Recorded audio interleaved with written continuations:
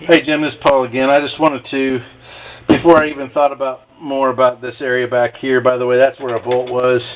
I was actually punching, these were screws, where the screws were right here, and those holes were, I couldn't see daylight through them, so I punched the heads of the screws through. The screws actually rotted or rusted off apparently. Let's see if I can do one of them for you here. So, and those screws are popping right through. There's another one back here.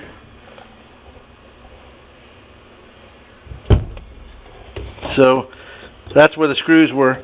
So the screws broke. They were rusted in two, and basically they broke. So that may be one of the reasons why this thing was allowing water to get underneath. But again, we've got a rotted layer here. Rot doesn't usually pass through glue or paint, and this evidently had neither, protecting it from the so the rot moved from the stringer into this, or it could have started here and moved into the stringer.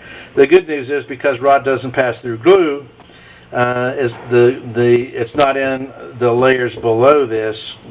I mean, it will eventually pass through. There will be an area that wasn't slathered up with glue, and the rot will pass through that area and get into the next layer. But the second layer under here seems to be intact.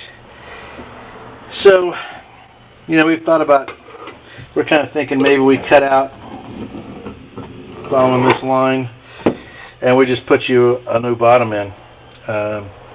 And before I thought too much about that, I wanted to check the condition of your keel here.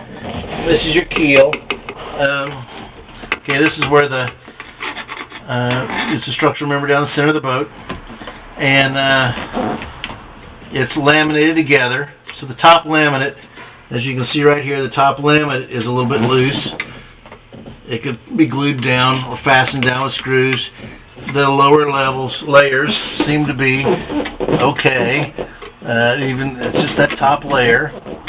And and of course we got our deformed area here, but it sounds solid. It doesn't sound hollow. So it sounds as if those layers of ply are still bonded to one another. It's just over time they have stretched. And this may not have all occurred while it was sitting on the trailer in the last few years. This may have occurred much earlier.